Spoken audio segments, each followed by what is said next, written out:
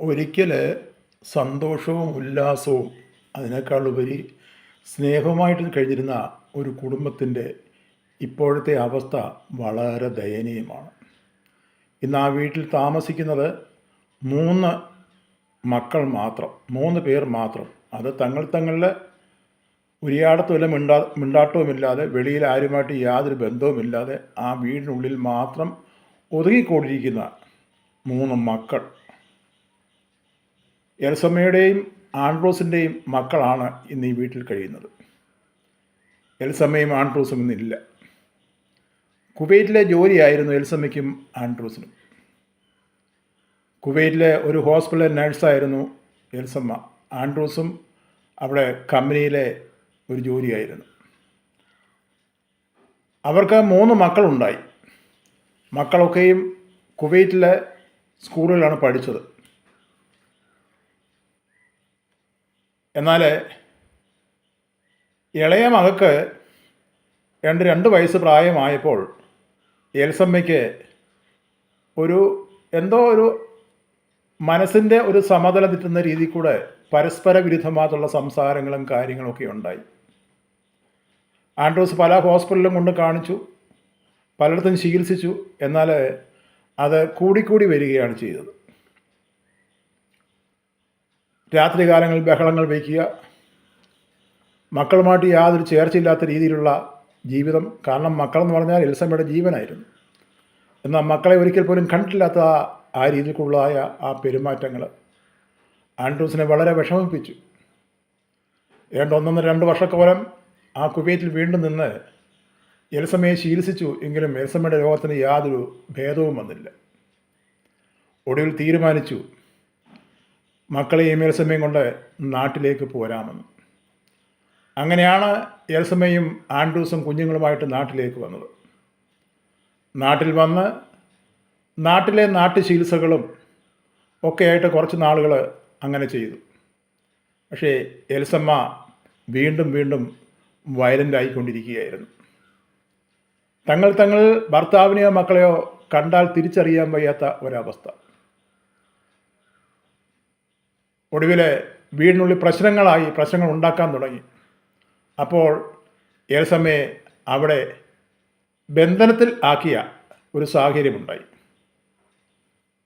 ആൻഡ്രൂസും മക്കളും വളരെ ഭാരപ്പെട്ടു, വളരെ പ്രയാസപ്പെട്ടു.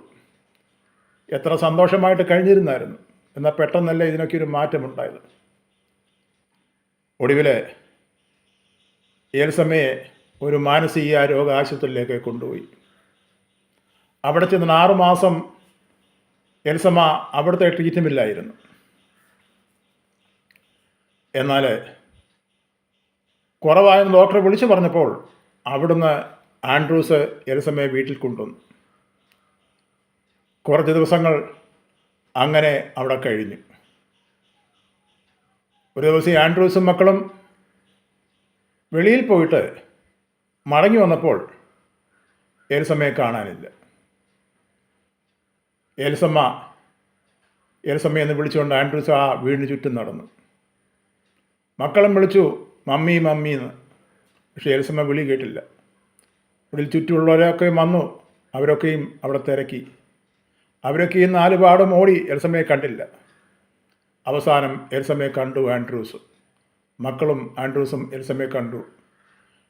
വീടിൻ്റെ പുറകിലുള്ള കിണറ്റിൽ വെള്ളം കുടിച്ച് മരിച്ചു കിടക്കുന്ന എൽസമ്മയാണ് കണ്ടത്. തകർന്നു പോയ ഒരു കുടുംബം. ആൻഡ്രൂസ് പിന്നീട് അധികം ആരോടും സംസാരിക്കത്തില്ല. പിന്നെയും നാളുകൾ മുന്നോട്ട് പോയിക്കൊണ്ടിരുന്നു. മക്കളും ആരോടും സംസാരിക്കത്തില്ല. ഒരു മൂകമാകുന്ന അവസ്ഥ ആ വീട്ടിൽ. ഒരിക്കൽ സന്തോഷമായി കഴിഞ്ഞിരുന്ന ഒരു വീട് ഇന്ന് എന്തോ ബാധിച്ച അവസ്ഥയിലാണ് ഇന്ന് ആ വീടിൻ്റെ അവസ്ഥ.